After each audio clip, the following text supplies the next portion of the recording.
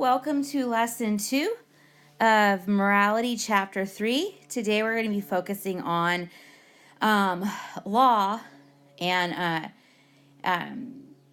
the way we guide our freedom is through having it being guided by the law. So, hang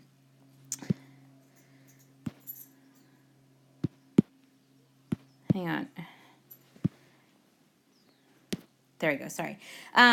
So these are our lesson objectives: to define natural law, revealed law, civil law, church law, and one we need to add to there is the eternal law.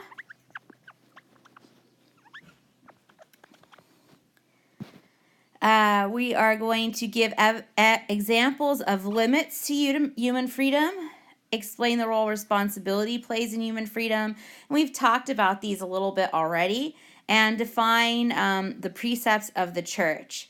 So as we've been doing throughout this semester, we're going to start with asking a question. Is price gouging moral? So this is Classwork 3.17, and we're going to take a look at it on Schoology.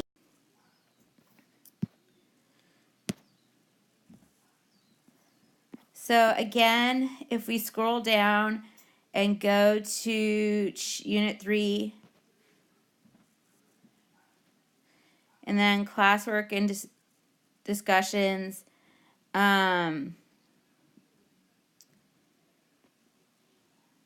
okay, so it looks like it's 3.17. Is price gouging good?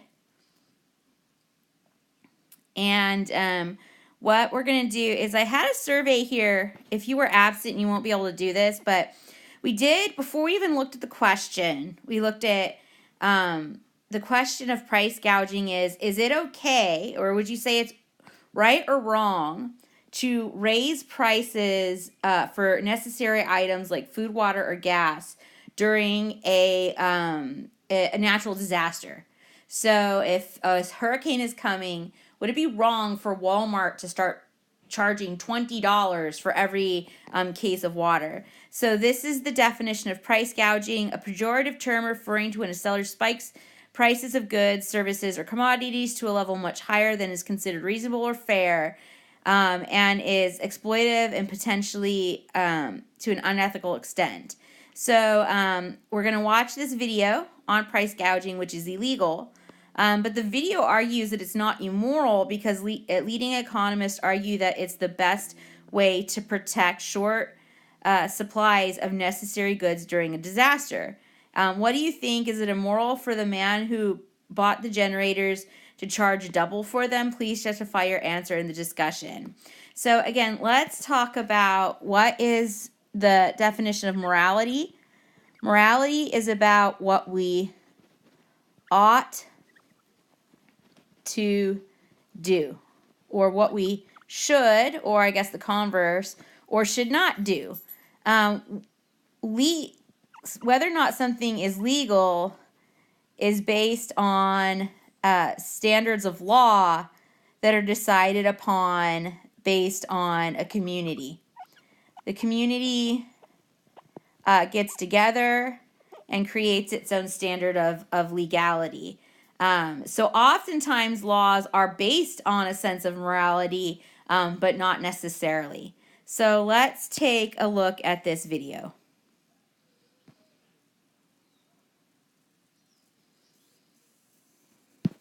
Is price gouging evil?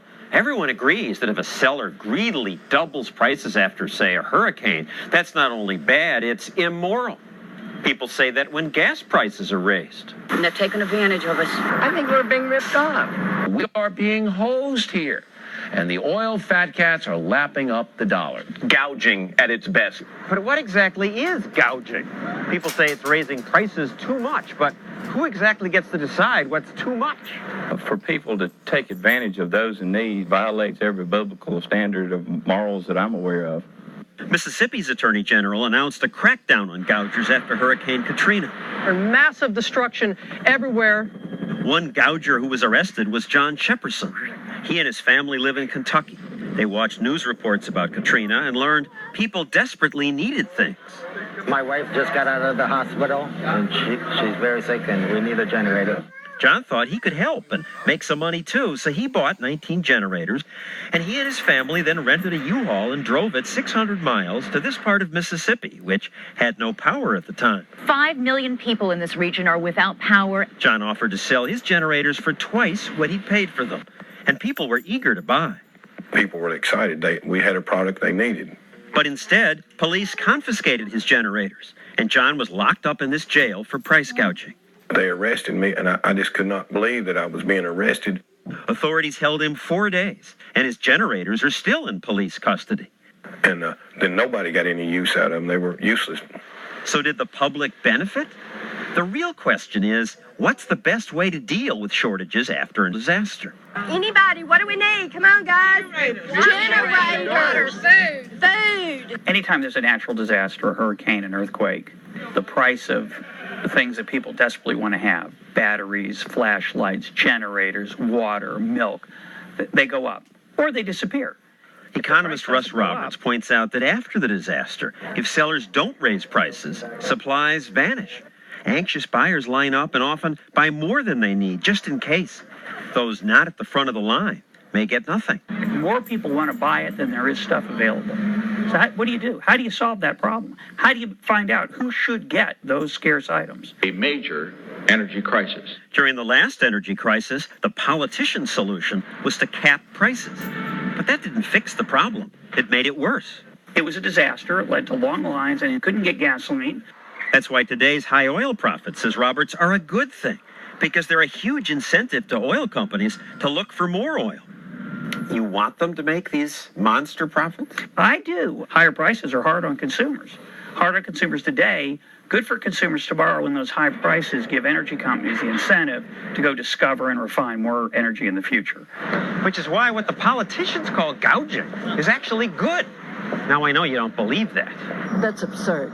It's absurd. Prove it. I mean, prove it. I don't know what Mr. Stossel is thinking. Okay, you probably won't believe me or economist Roberts, but would you believe 3 Nobel Prize-winning economists, all of whom say gouging is good and the best way to get supplies to people who need them most? There is the best way to do that, and that's a good thing. The gougers deserve a medal. Because the higher prices bring in the goods that people desperately need. If we don't let the price rise, there aren't going to be enough generators to go around. If we let the price rise, we give people an incentive to bring them in. Somebody needs to bring these products to people when there are disasters and emergencies. And this is going to be one person that's not going to be there that they've took out of the equation. Economists we talk to say he's a hero. You're the one who's immoral for saying he can't sell generators to people who want willingly to pay for them. Look, my job is to enforce the law. Our laws state that you cannot increase your profits once a state of emergency has been declared. People want to live in a world where love is what motivates people to help others, and love does that. But there isn't enough love to go around. Love for strangers isn't going to motivate enough people to get in their trucks, load them up with generators, and take them down to help people who are cold and hungry. Okay. Oops. All right. So, again, what you guys are going to be looking at is the question here. What do you think? Was it immoral for the man who bought the generators to charge double for them? Please justify your answer in the discussion. So, again, this is just your personal opinion. The little piece you saw there is kind of looking at the tension between what's legal, what's moral, and in this case, the government is saying that they have a law that you can't make a profit during a disaster. So the question is, do you agree? Was it immoral to have bought those generators and charged double for them? So go ahead and put your responses here and add them to the class discussion, and then we'll continue. All right. So this section of the book is on the topic of responsibility. So you saw in the definition of freedom that we gave in the very first lesson was freedom is about being able to control your own actions, but it also means that you're responsible. So you can perform actions based on your own abilities, but you're also responsible for them. So the Catechism teaches that every act that is directly willed is imputable to its author. This means that you're responsible. But hang on, responsible. So you're responsible for your actions, and it's important to understand why I have will highlighted here. In order for you to be completely responsible for your actions, they have to be directly willed by you. What that means is you have to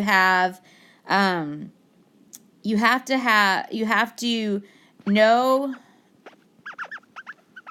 what you're doing.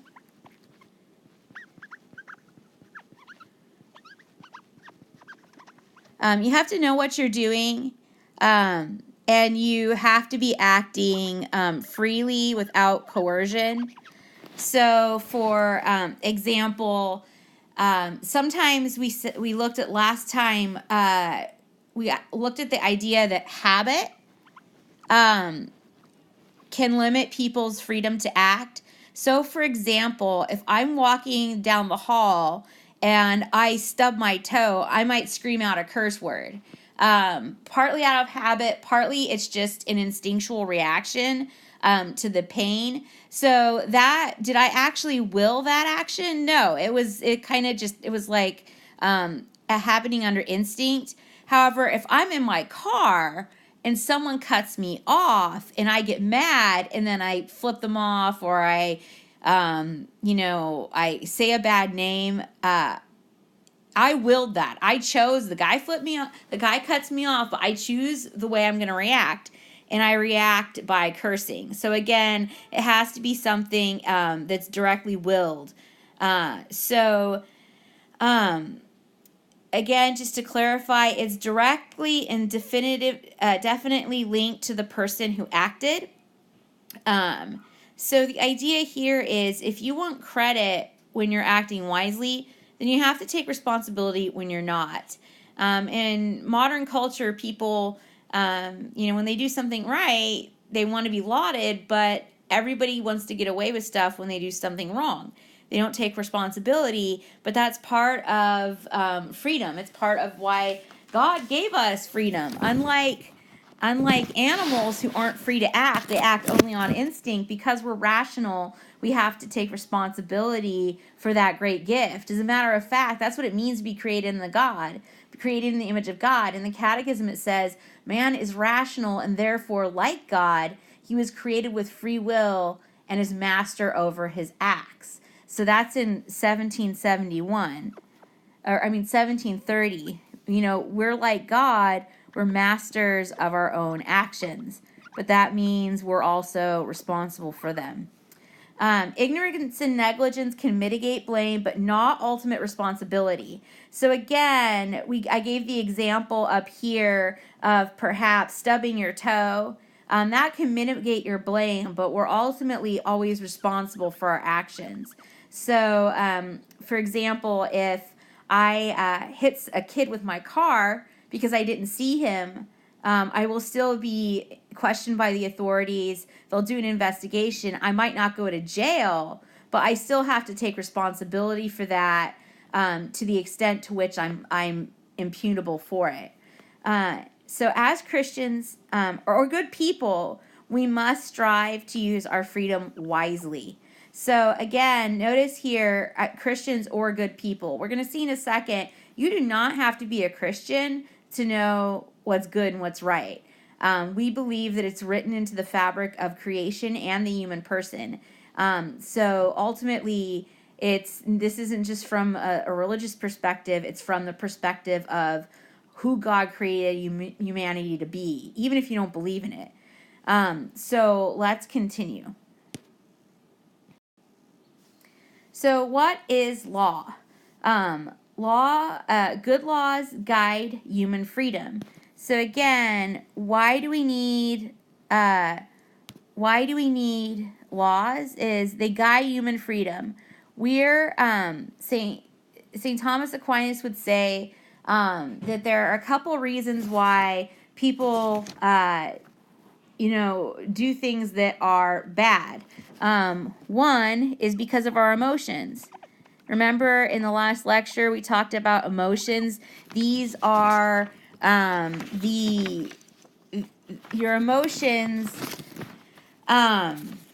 Sorry, I'm looking for my definition here. Emotions are movements of the senses that predispose us to act or not act in relation to something we feel or imagine to be good or evil. So basically, emotions are the way the five senses interact with your mind. So your sense appetites give your mind this information, but notice in the definition is they can act or not act in relation to something we feel or imagine. Emotions can lie. Emotions can be wrong. So St. Thomas Aquinas taught that sometimes your emotions can overpower your reason and we fail to do what we know we should. There's also other things that interfere with our ability to see what's right and wrong are ignorance. So sometimes we won't do what's right because we simply don't know it.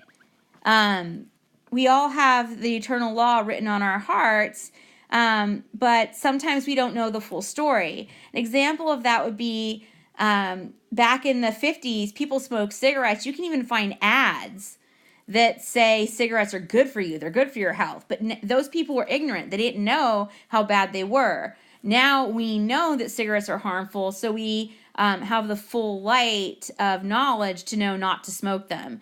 A third thing that we can add here always is the effect of original sin. Remember, original sin is not something you do, it's a condition you inherit. So because this leads us to have a propensity towards sin, even after baptism, we still have the effects of concupiscence. Grace helps us overcome it. It can be overcome through grace. But if we're not practicing the virtues, if we're not tapping into grace, we'll fall victim to original sin. So these are three things that make it difficult for humans to do what they know is right. And this is why we need laws, because they guide human freedom. These are all things that mess with our ability to act freely the way we should. So that's why we need the law, because it helps to guide human freedom. A good example of this is the rules of a game. Imagine any sport you play. If you're a volleyball player, a golfer, if you're someone who runs track, or you're a baseball player. If you had a person who never played baseball, and you wouldn't hand them the bat and just say, "Okay, go ahead, hit it, have fun with that." No, you would teach them the rules of the game. When I played tennis, I didn't know anything about tennis for the first time, and so I had to learn how to play. And one of the things that my coach kept telling me was that I needed to follow through with my swing.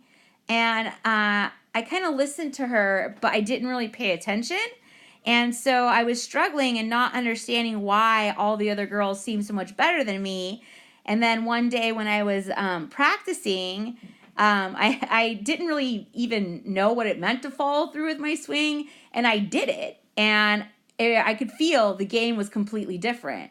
And then my coach noticed me doing it, and she said, "That's what I mean by follow through. You finally followed through with your swing." And all of a sudden, the game became different. Before, because I wasn't playing the game the way it was intended to be played, I wasn't using the racket the way it was intended to be used, I wasn't very free. Everything was all messed up. But once I started following through, all of a sudden my game improved, and I had freedom. I had freedom to play tennis the way it was meant to be played. Think about also the analogy I've used before of foreign language. When my sister moved to Germany in high school, she didn't know a lick of German. She wasn't free to speak the language. She had to study. She had to conform to the grammar. She had to conform to the rules of German. But once she conformed it to those rules, once she learned the vocabulary and did the work, all of a sudden she was free to speak in German. So our society tends to see laws or rules as something that inhibits freedom, but that's totally wrong. Rules guide our freedom and make us, able to live a life the way God and nature intended us to. So good laws guide human freedom, and they're an objective standard outside ourselves against which we can measure what we want to do. So just because you want to do something doesn't mean you should. Again, morality is about what we should do, what we ought to do. But this is an important part. They're outside ourselves. So that's what objective means. The opposite is subjective. So a subjective standard would be based on whatever an individual feels is right. The problem with that is again, we have all these factors that are going to mess with our ability to tell right from wrong. Our emotions can blind us, our ignorance can blind us, and original sin can blind us. So that's why God gives us the law, because he knows we need this objective standard. That way we're not just making it up as we go along. For a more formal definition of law, down here we have the definition that the great St. Thomas Aquinas gave us. He says, and it's an ordinance of reason. Reason means that it is a participation in divine providence.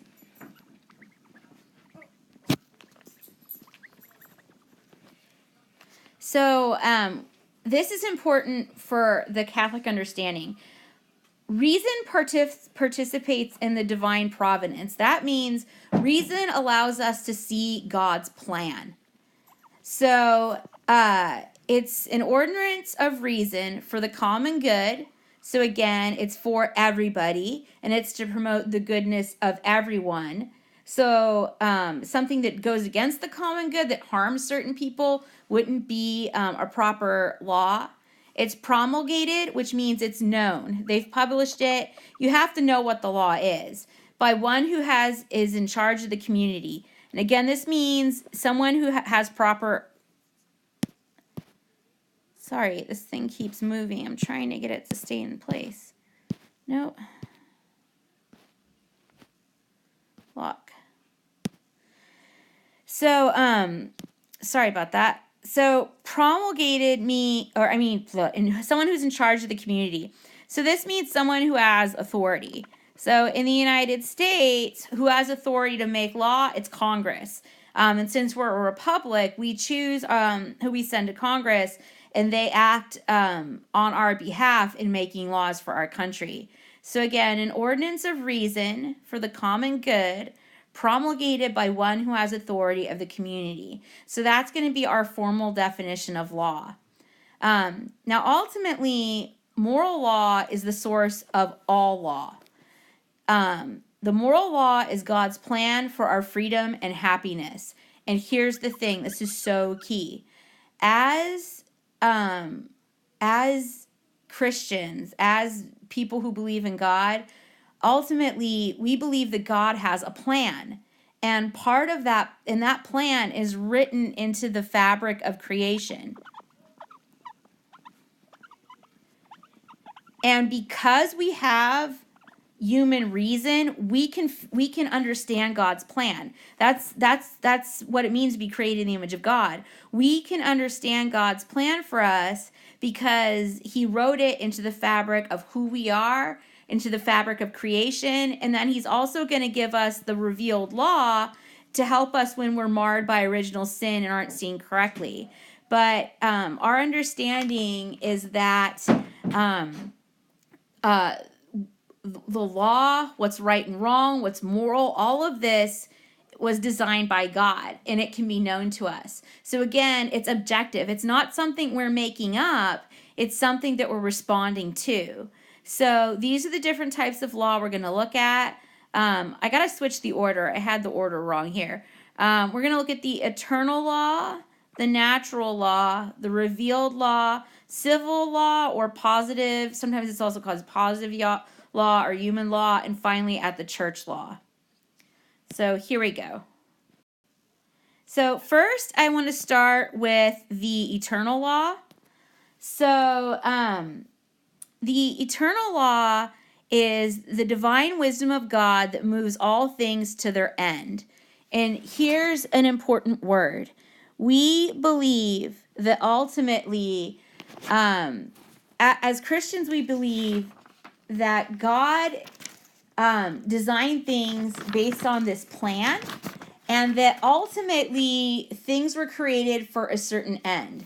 So God created the world according to natural laws and made things that were good for his creatures. So we're all created for a purpose or for an end. And that's how you know what's good, if it's going toward its proper end.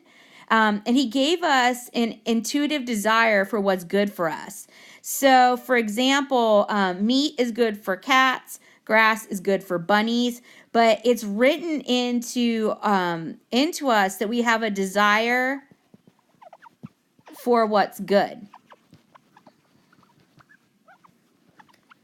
And ultimately, what's good for us is the end for which we were created.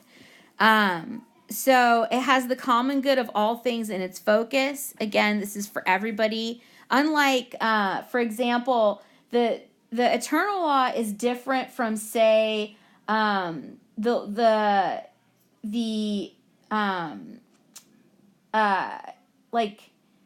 it's different from church law because, for example, it's an objective fact, not just subjective knowledge. St. Thomas was saying that, for example, our knowledge of natural law or human law doesn't depend on knowing the eternal law explicitly. Rather, when an atheist knows that theft is wrong, he knows something of the eternal law, but he does not know that it is the eternal law. So, also, he noted that eternal law is not the same as divine law, and eternal law is not religious. It's especially revealed by church, and it's not necessarily always revealed by church in scripture as divine law is. So the natural law is ultimately, the eternal law, is ultimately what truth is. So God as being itself is only one capacious enough to promulgate such a law and move all things in existence toward their proper end. So again, this is something that's written into the creation, written into the fabric of creation that moves us, that intuits us toward our proper end. So again, the example that I got from the Summa that was provided by the editor, Peter Kraft, was that everyone knows that stealing is wrong. We intuit. And how do you spell intuit? It's from our intuition. It's from an instinct. You don't have to read the Bible to know stealing's wrong. Well, how can that be? How can all people have the sense that stealing is wrong? It's because ultimately it's written into the fabric of creation by the eternal law. What is the eternal law? God being itself. What is this notion? Stealing is wrong. This is ultimately what we'd say is an objective truth. And that means it comes from God. You don't even have to know it comes from God. Anybody can know the eternal law, even if they don't want to call it that. Because again, it's written into who we are and what creation is, because God created us in his image. So because he's truth and we're created in his image, we can know truth through human reason. So that's what the eternal law is. Before I go to revealed law, I want to go to the natural law, and then I'll come back to this. So we talked about the eternal law. Again, just to review, the eternal law is this idea that truth exists. God as being himself is the great governor of the universe, and he moves and orders everything toward their existence. So anytime you're understanding the truth of what you should do, you're actually speaking the eternal law that is God, even if you don't know it. But then there's also revealed law. So the revealed law is needed to correct the effects of original sin. So we have natural moral law, and one would argue, well, if natural moral law is written on the human heart, if it's part of who we are, how come we're always violating it? And that's a fair question. And so St. Thomas Aquinas would say, again, that the reason why natural moral law gets violated is because of ignorance, emotions, and again, the effects of original sin. The basic paradigm he would say is that we should do good and avoid evil. That's sort of the basic of natural moral law. What does it mean to be good? He gives his 5 principles: to reproduce, to not cause harm. So the problem is that's a vague thing. That's why God gives us the revealed law to help us clarify natural law and understand it better. So he revealed in the Hebrew Bible, in the Old Testament, he gave us the great commandments. And again, remember that the Old Testament, there's not just the 10 commandments. The Jews ended up deriving 613 commandments from the 10.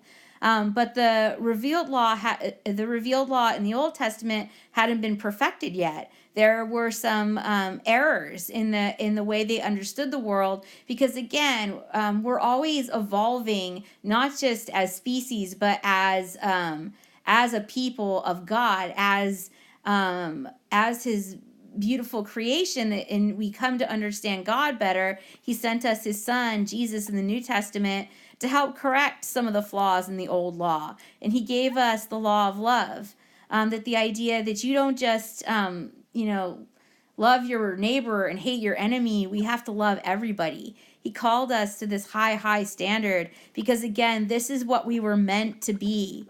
When we look at the world, all we see is the flaws. All we see is the effects of original sin. But that's not what we're meant to be. We were meant to be good because God is good. We were meant to be true because God is true. We were meant to use human reason because God is reason. And again, so often we look at the world as it is, but not what it should be. We're not called to stick with what is. We're called to do what it should be, to call creation back to the goods for which it was created. And the revealed law helps us do that. So we talked about eternal. So the natural law is the idea that God created the world according to natural laws. And because He did so, we can come to know it through human reason. And again, this is the idea that we were made to seek certain basic goods. So we were made to seek, desire certain goods. And reason allows us to derive them from the natural law. Reason derives from the natural law. So, again, another way of saying this is it's what human reason can discover about human nature and its moral duties independent of God's revelation. So just like the eternal law, this is independent of, say, divine law or revealed law, because this is something we get that was written into all human beings. And when we say from reason, here reason isn't limited to the intellectual ability to reason. So, for example, it's not like a math equation necessarily. Rather, it comes also from intuition, or common sense, or an aesthetic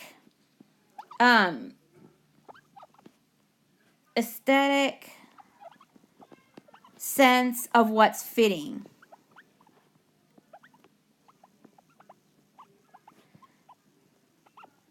So again, Thomas Aquinas is picking this up from Aristotle. This idea of the natural law. This isn't something he just made up of his own. So let's take a look a little bit before we go into the details. Make sure you're taking notes.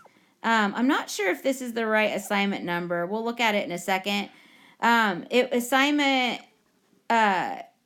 There was an assignment to take notes. Maybe it was 3.17. So I'm going to show you a video on St. Thomas Aquinas and the natural moral law. Make sure to take notes, and then we'll review these other points.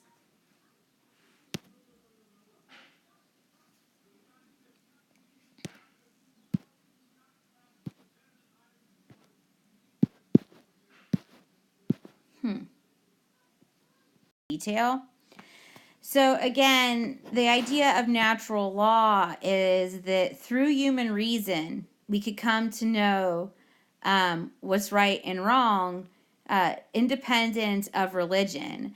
So St. Thomas Aquinas said that we're designed to seek basic goods, and we can know them by instinct and reason, because it's sort of written into who we are. And so, for example, they give you, they talked about we're designed to seek basic goods. So those would be, in your book, they list preserving life, developing the individual and community, and sharing life with others. There's actually, they've kind of consolidated them. I'm going to list the full list of them here. Your book had limited, I'm not sure why they did this, but they only put the 3 from the list, whereas I gave you the 5. So the natural law is universal because it's part of human nature. It's permanent because human nature isn't going to change. It was written into the, natural law was written into the fabric of who we are and what creation is. It's unchanging throughout history. So, for example, laws can change, values can change. So, I'm looking for a quote from, I had a quote, where was it? Hang on. I'm trying to find it. Okay, so it says, just listen to this. It says, for St. Thomas, all ethics is most fundamentally about goods. Most modern ethics is about rights, obligations, duties, laws, or values. The significance of the word good is that good is 1. Decidedly metaphysical, 2. Objective, unlike values, 3. Universal, unlike rights and duties, intellectually known, naturally apprehended by reason as being good, and correlative with natural inclination in accordance with human nature. So again, this would contrast with the deontological view, which would be the Kantian idea, and then also the teleological view of utilitarian ethics. That this is why we say certain things are always wrong; they're objectively wrong. So if, as we saw on this slide, go back, revealed law, natural. So these are the goods that St. Thomas said we were designed toward. First, we're designed toward life. We want to preserve our lives. And this is true, obviously, not just of humans, but also of animals, anything that's living. We are designed for reproduction. So that's why we, are given a sex drive. Then he would say, from reproduction comes kids. So we have a natural inclination to want to educate our offspring. So, humans teach their kids how to read. Dogs teach their kids how to hunt, or wolves, I guess. We're drawn to seek the good. That this is innate to human nature, and of course the good is God. So we're naturally drawn to God. So Thomas would agree with St. Augustine when he says we are restless till we rest in you, O Lord.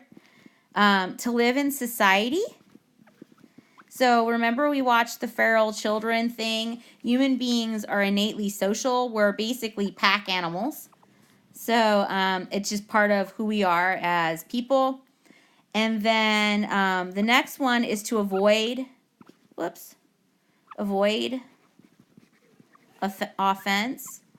So Thomas says we have a natural inclination to, why did I put it either? To avoid offending others, to avoid hurting others. And then finally, we have a natural inclination to shun ignorance.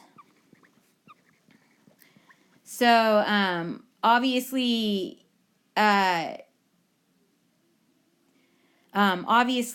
this is something that's sort of unique to humans. Dogs don't need to learn. Cats don't need to learn. But we have this natural curiosity. We always want to, again, strive toward the good. And part of the good is avoiding ignorance. So these are the 5 basic goods that Thomas said we were inclined toward. And again, you don't have to be a theist. You don't have to believe in God to know these, because they're natural. This is part of human nature. So what ends up happening is we will, in our designing to go toward these goods, our instincts and reason allow us to derive natural law from them. So we end up with basically positive and negative commandments.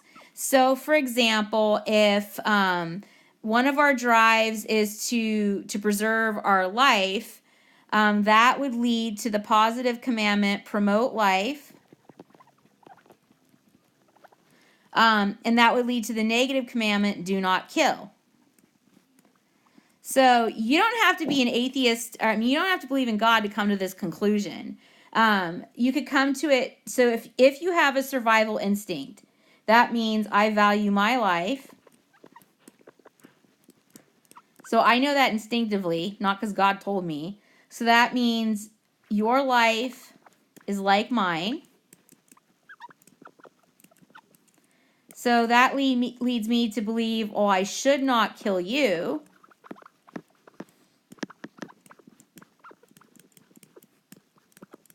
And then that would lead to, again, the prohibition against murder. So that's what we mean by the natural law. It can be derived just from basic human reasoning about who we are and the way we were designed to be. And that can lead us to understand the natural moral law. You don't need revealed law to understand it. So going back to that slide here, one of the common goods that we're all driven toward is preservation of our lives. That's why killing an innocent person is always objectively wrong, because it goes back against the fabric of creation. We all have the instinct to survive. So that means that if my life has value, I have an instinct to survive, I value my life, that means my brother's life also has value. If I don't want him to kill me, I shouldn't kill him. And so that's where we get the natural moral law. And we'll talk, this will come up again in other chapters. And it will actually help you understand why, for example, the Catholic Church is against homosexual acts. And because it's based in our understanding of natural moral law and the design of the human body. But again, natural moral law can be known by reason alone. It doesn't necessarily have to be revealed to us through the divine law. So let's look at what that is. Okay, that wasn't working. Let me go to where it is on Schoology.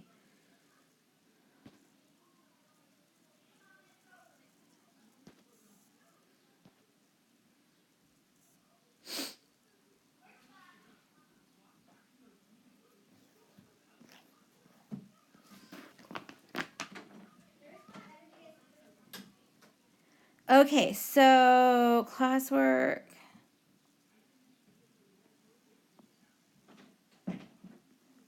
All right, so it's actually 3.19. Sorry, I kept rewriting this lesson so the numbers are messed up. So we're going to watch the video on St. Thomas Aquinas in just a second. It's here, the link, if you want to watch it again. So take notes, and then afterwards you're going to answer these questions and upload them to Schoology. Who was Thomas Aquinas? What was his monumental contribution? What is the natural law? Give an example in the film of a principle in natural law. And what is one thing you learned from the video? And again, please write 3 sentences. And so here's our little video on St. Thomas Aquinas.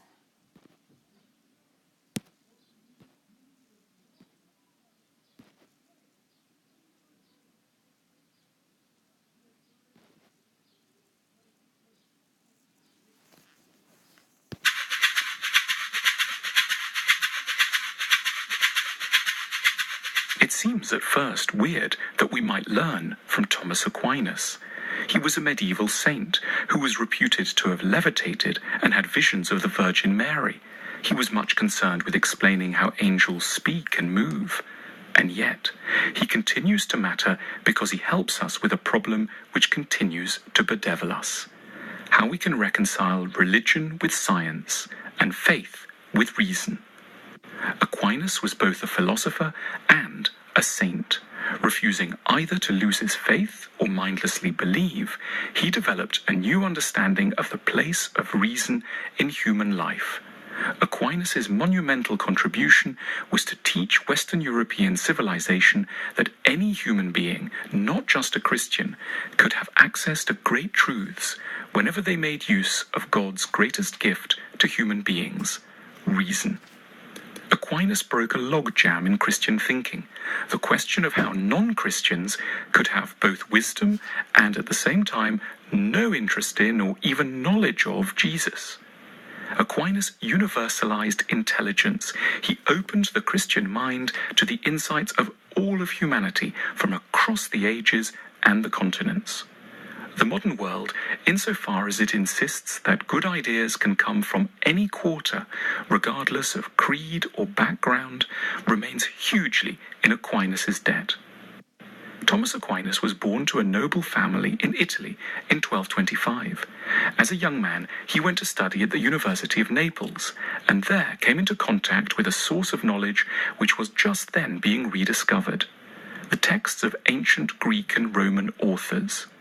Aquinas then became an academic at the University of Paris and an exceptionally prolific writer, producing nearly 200 pieces about Christian theology in less than 3 decades. His books bear beautiful and strange titles like the Summa Theologica and Summa Contra Gentiles.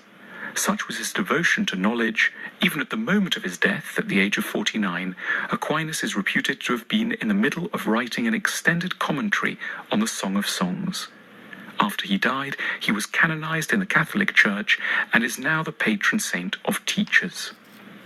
Aquinas' starting point was that some of the world's greatest thinkers have not been Christian, but this didn't bar them from having huge insights, because, as Aquinas proposed, the world can be usefully explored through reason and not just through faith. To explain how this could work, Aquinas brilliantly proposed that the universe and all its dynamics operate according to 2 kinds of law: secular natural law and religious eternal law. For Aquinas, a lot of the world follows natural laws. We can find out for ourselves how to smelt iron, build an aqueduct, or organize an economy, and none of this relies on believing in God. Aquinas discussed Jesus' injunction to do unto others as you would have them do unto you. Jesus may have given this idea a particularly memorable formulation, conceded Aquinas, but it's in fact been a cornerstone of moral principles in most societies at most times. How could this be possible? Well, the reason, Aquinas argued, is that it's an idea that belongs to natural and not eternal law. Aquinas conceded that in a few situations, God does work simply through eternal law outside of human reason, and he cited prophetic revelations and the visits of angels as examples. However, he reassured us that most useful knowledge can be found by atheists and secular-minded people within the realm of natural law. Aquinas' ideas unfolded at a time when Islamic culture was going through very similar dilemmas as Christianity in terms of how one can reconcile reason and faith. For a long time, the Islamic caliphates in Spain, Morocco, and Egypt had flourished by being open to knowledge from all over the world, generating a wealth of new scientific ideas and philosophy. However, due to the increasing influence of fanatical religious leaders, Islam had become more dogmatic and oppressive by the time Aquinas was born. It had, for example, reacted violently against the Muslim philosopher Averroes. Like Aquinas, Averroes had been deeply influenced by Aristotle and had argued that reason and religion could be compatible. However, the caliphates, anxious never to depart from the literal words of God, made sure that Averroes' ideas would be banned and his books burned. Aquinas knew that the Muslim world's increasingly radical rejection of reason was harming what had once been its thriving intellectual culture. And it was overwhelmingly thanks to Aquinas' ideas that Christianity did not suffer the same process of stultification. Though Aquinas was a man of deep faith, he provided a philosophical framework for open scientific inquiry. He reminds us that knowledge can and should come from multiple sources, from intuition but also from rationality, from science but also from revelation, from pagans but also from monks. That sounds obvious until we notice just how often civilization has been and is still being harmed by people's refusal to take this brilliant idea on board.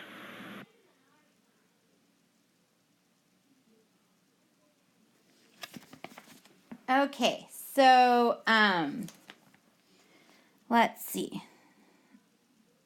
All right, so make sure you turn in your notes. I'm going to go back to that slide to go into a little bit. And finally, that the civil law, it's also sometimes called positive law or human law. So this is a particular application of the moral law for members of a given society.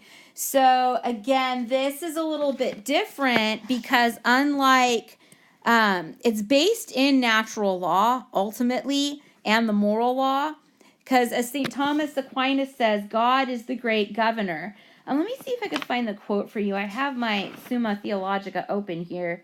Okay, he says here, since eternal law is the plan of government in the chief governor, who's God, right? All plans of government and in the inferior governors must be derived from the eternal law. But these plans of inferior governors are all other laws besides the eternal law. Therefore, all laws, insofar as they partake of right reason, are derived from the eternal law. So ultimately, anything you do that's right comes from God. Anything that's good comes from God because he's goodness. But the problem with civil law is it's applied differently according to circumstance and culture. So, for example, in some Muslim nations, if a woman leaves her house, and she's not accompanied by a man, she could be stoned to death. That would ultimately violate the eternal law. So we would say that that law is not a good law. So not all civil law is good. So civil laws differ based on cultures. Civil laws tend to be based, when you think about, I'm looking for my other quote I had here. Sorry, I'm flipping through my book here.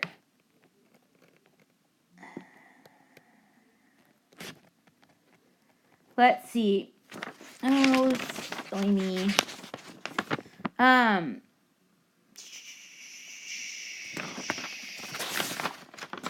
So, here it is. So, so we tend to base law on like rights and duties. And they can differ in different cultures. The eternal law does not. We can always take subjective human law and measure it against the eternal law, and that's how we would find out whether it's right or wrong.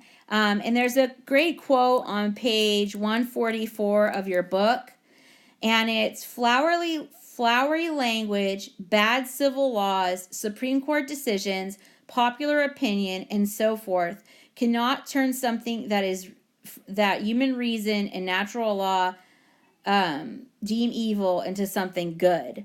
So ultimately,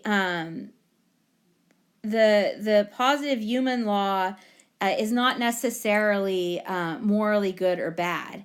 And again, since we believe ultimately natural law is noble by all people, it's not necessarily religious. We shouldn't have laws that violate the natural law.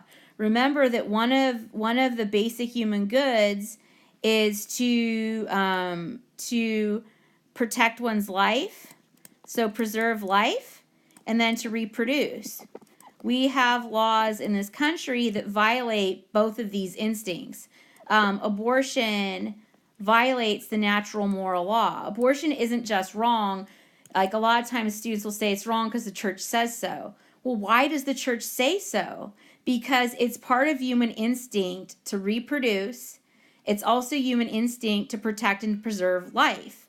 So a law like abortion would go against this. And that's the reason it's wrong. It's not wrong because the church says so. It's wrong because it goes against the fabric of human nature, the idea of preserving life and the will to reproduce.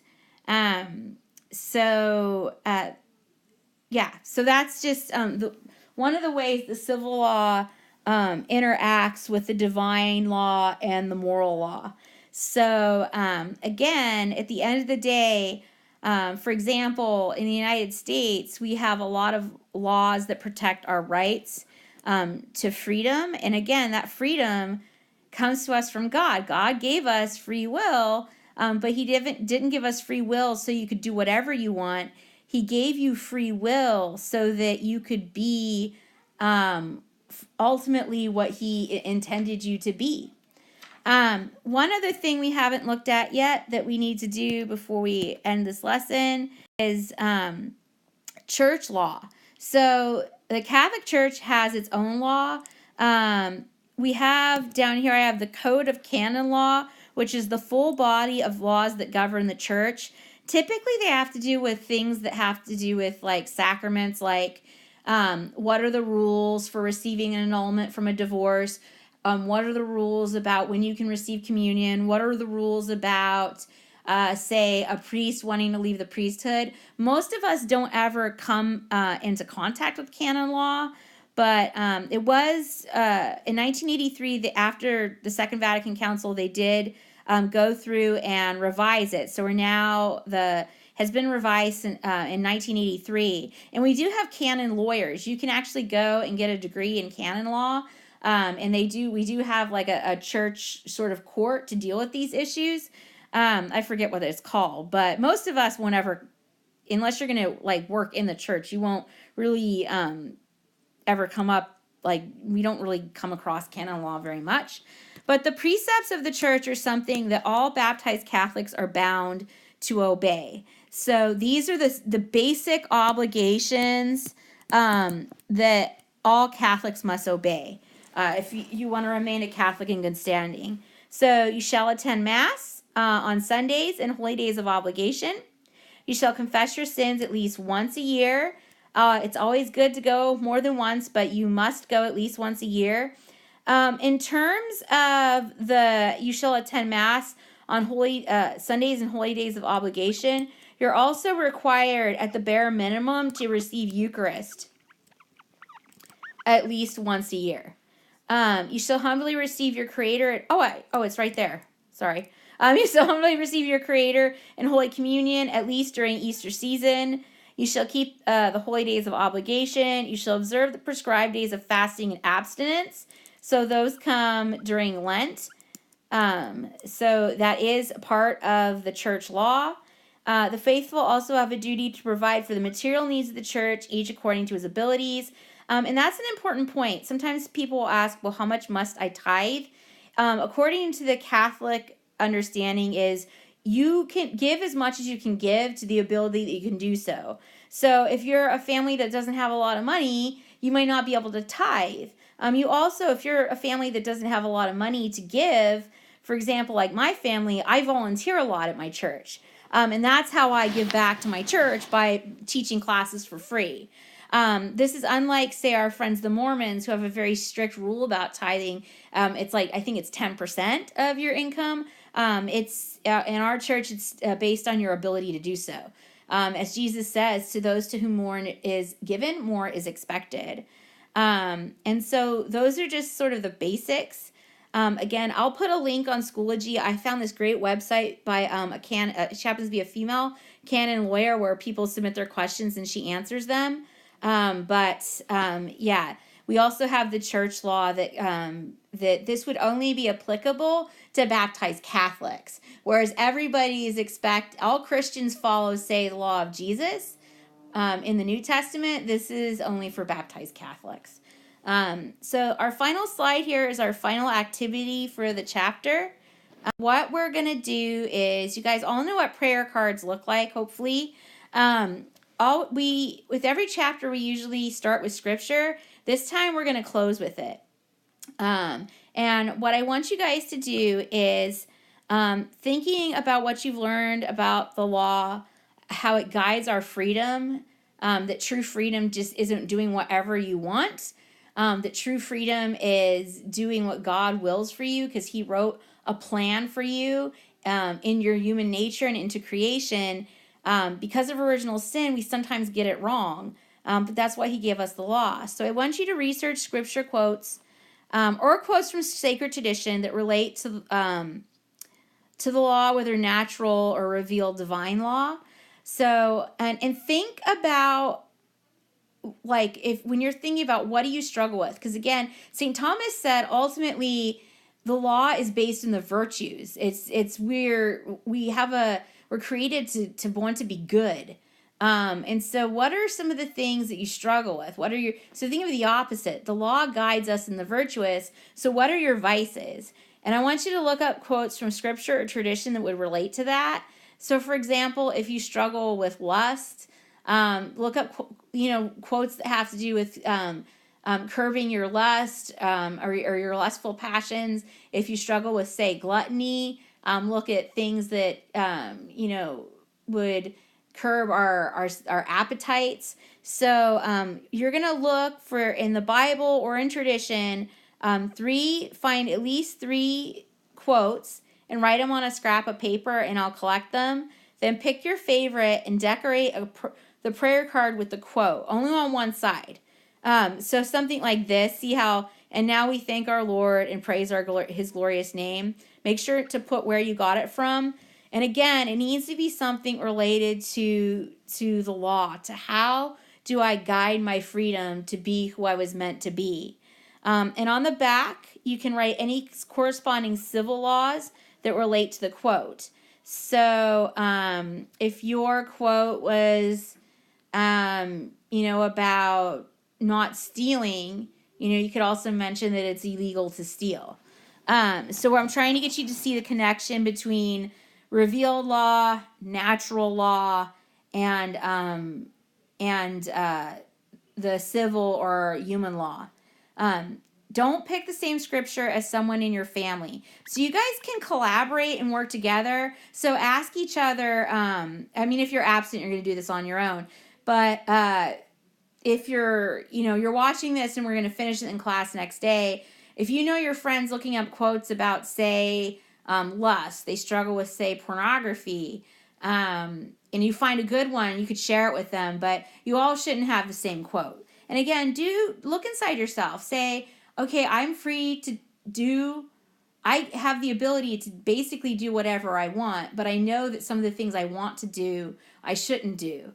St. Paul has that great quote where he says, I want to do what's good, but, what I do is not what I want. That sometimes we are marred by original sin. So think of something you really struggle with and look for God's guidance in the law. And then when we're done, we'll share them with the class. And that will bring us to the conclusion of this chapter. I apologize if the lecture was a little scatterbrained. Normally I would film these after I'd given the lecture to the class, but this time I did it before. So if you have any questions, please email me. Don't forget to turn in your St. Thomas Aquinas questions to Schoology.